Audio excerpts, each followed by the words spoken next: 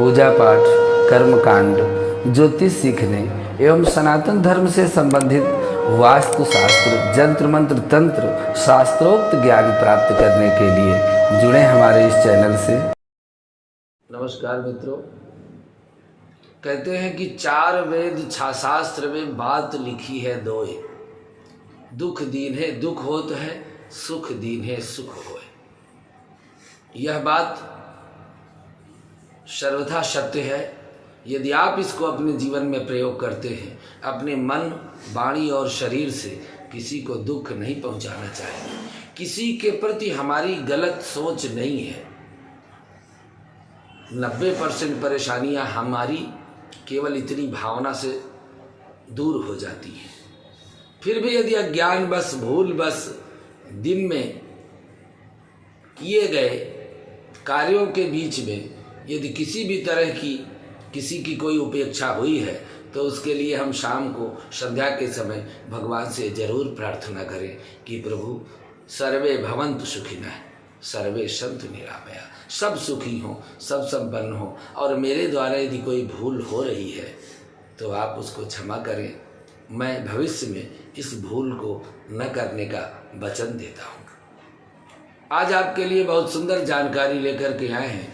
बहुत समय से यह लोगों में जिज्ञासा रहती है, जीवन में जब भी पैसा कमाया जाता है तो सबसे पहले सपना होता है एक अच्छा मकान बनेगा या नहीं बनेगा। भवन का सुख हर मनुष्य इस संसार में पाना चाहता है। रहते सब भवन में है, लेकिन भवन का जो मानक है, जो भवन का रहन सहन है, वो व्यक्ति की आमदनी पर निर्भर करता है। कोई 1 लाख के मकान में रहता है, कोई 1 करोड़ के मकान में रहता है, और कोई 1 अरब के मकान में भी रहता है। मकान बनाने का सुख सुविधा का कोई अंत नहीं है, पर इसके लिए हमको अपने चतुर्थ भाव को देखना पड़ता है, जिससे वह निवास करके सुख पूर्वक जीवन व्यतीत कर सके। जन्म कुंडली का चौथा भाव मकान, जमीन, जायदाद के लिए देखा जाता है। मकान का सुख और अपने चतुर्थ भाव से आप देख सकते हैं जन्म कुंडली के चौथे भाव के स्वामी और मकान के कारक ग्रह मंगल होते हैं। भूमि, भवन, वाहन और दाम्पत्य के कारक मंगल ग्रह होते हैं। इसके अलावा लग्न और लग्नेश की स्थिति, पता चले कि लग्न बिल्कुल निर्बल है, लग्नेश में बल ही नहीं है, तो फिर मकान का सुख भी छोटा हो जाता है। इसलिए इन दोनों का बली होना आवश्यक है। मंगल समस्त भूमि, भवन, जमीन, जायदाद आदि चीजों के कारक हैं। जब वह बली होकर चौथे भाव में बैठते हैं अथवा चौथे भाव पर दृष्टि डालते हैं, संबंध बनाते हैं, तो व्यक्ति के पास यह भूमि, भवन, वाहन की संपदा जल्दी प्राप्त होती है। कोई व्यक्ति तो पूरे जीवन संघर्ष करते रहते हैं, मकान नहीं बना पाते। क्यों? यदि चौथे भाव के स्वामी 6ठे 8वें 12वें में चले जाए, यदि चौथे भाव के स्वामी या मंगल निर्बल हो जाए, तो जीवन किराए के मकान में बीत जाता है। इसलिए चौथे भाव के स्वामी को चतुर्थेश कहते हैं। जब चतुर्थेश केंद्र या त्रिकोण के स्वामियों के साथ युति करें, त्रिकोण में केंद्र के, चौथा तो केंद्र ही है, यदि त्रिकोण में बैठ जाएं तो केंद्र और त्रिकोण के स्वामियों से संबंध बना लें या इन भाव में बैठ जाएं, तो व्यक्ति को मकान का सुख जल्दी प्राप्त होता है, निश्चित प्राप्त होता है, और अपने बनाए या खरीदे मकान में ही व्यक्ति रहता है। जन्म कुंडली का दूसरा भाव खरीदारी का होता है। कभी कभी पैसा हमारे पास बहुत होता है, हम नौकरी करते हैं यत्र तत्र, लेकिन हम ये सोच नहीं पाते कि आखिर हम मकान कहाँ बनाएं और कब बनाएं, कैसे बनाएं। यह दूसरे भाव से होता है। दूसरा भाव धन और कुटुंब का भाव होता है।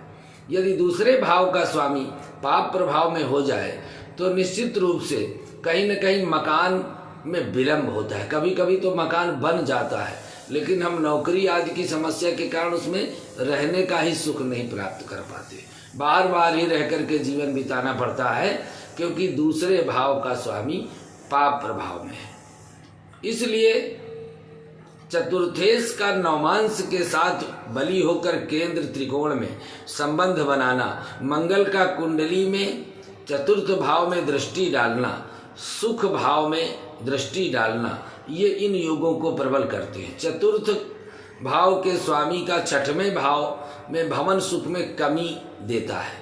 जातक किराए के मकान में जीवन व्यतीत करता है यदि चतुर्थेश छठवें भाव में बैठ जाए, मकान होने पर भी नहीं रह पाते हैं। ऐसी स्थिति में जिस जातक की जन्म कुंडली में चतुर्थेश छठवें भाव में चले गए हैं, यदि चतुर्थेश बली होकर या शुभ प्रभाव में छठवें भाव में हैं तो भी देर सबेर मकान का सुख प्राप्त होगा। कई जातकों को अपने पूर्वजों से, माता पिता से, दादा दादी से विरासत में मकान मिल जाता है। ऐसे जातकों की जन्म कुंडली में चतुर्थेश बली नौमेश या दशमेश के साथ होकर यदि संबंध करते हैं तो हमको पुराना बना बनाया मकान मिलता है। खास करके बृहस्पति का संबंध हो जाए, दृष्ट हो जाए, चतुर्थ भाव को देख ले, संबंध बना लें और नवम भाव की स्थिति मजबूत हो तो हमें बना बनाया मकान प्राप्त होता है। इसी तरह से मकान का स्तर, रूपरेखा ग्रहों की स्थिति से जानी जा सकती है। चतुर्थ भाव या भावेश दोनों पर शुभ ग्रहों की, गुरु की, शुक्र की, बुध की, सूर्य की, चंद्र की युति है तो मकान सुंदर प्राप्त होता है, बड़ा होता है। शनि राहु केतु की दृष्टि यदि हो जाए तो चतुर्थ भाव में तो मकान पुराने स्तर का होता है और उसकी रूपरेखा भी थोड़ा छोटी होती है। यदि लग्नेश और चतुर्थेश में राशि परिवर्तन योग हो जाए तो भी मकान का सुख अच्छा प्राप्त होता है। व्यक्ति कई मकान बना लेता है, गांव में भी, शहर में भी, महानगर में भी। ऐसे भी योग इस कुंडली में देख करके यदि आपकी जन्म कुंडली में मकान के प्रति आप परेशान हैं, नहीं बना पा रहे हैं, तो चतुर्थ भाव के स्वामी के नक्षत्र का मंत्र का जप करें और चतुर्थ भाव की जो कारक मंगल है, मंगलवार का व्रत करें, हनुमान जी की पूजा करें तो कहीं न कहीं से मंगल के पाप प्रभाव कम होते हैं, मकान का सुख हमें शीघ्र प्राप्त होता है। इस तरह से आज आपके लिए हमने यह चौथे भाव से संबंधित मकान का सुख कब प्राप्त होगा, कैसे प्राप्त होगा, यह विंशोत्तरी महादशा और अंतरदशा पर निर्भर करता है। पर यदि आप चतुर्थेश को और चतुर्थ के कारग्रह मंगल को बलवान करते हैं तो निश्चित रूप से उनके बल प्रदान करने से आपको मकान का सुख प्राप्त हो जाएगा। यदि बहुत प्रयास करने पर भी आपको लाभ नहीं मिला तो आप एक इटालियन या देसी लाल मूंगा सोने में बनवा करके मंगलवार को पूजन करके ओम अंग अंगारकाय नमः 90 दिन धारण कर लेते हैं तो मकान से संबंधित जो बाधाएं छोटी मोटी आती हैं वह दूर हो जाती हैं। आज के लिए बस इतना ही। अगले भाग में पुनः आपके लिए एक सुंदर जानकारी के साथ उपस्थित होते हैं। नमस्कार।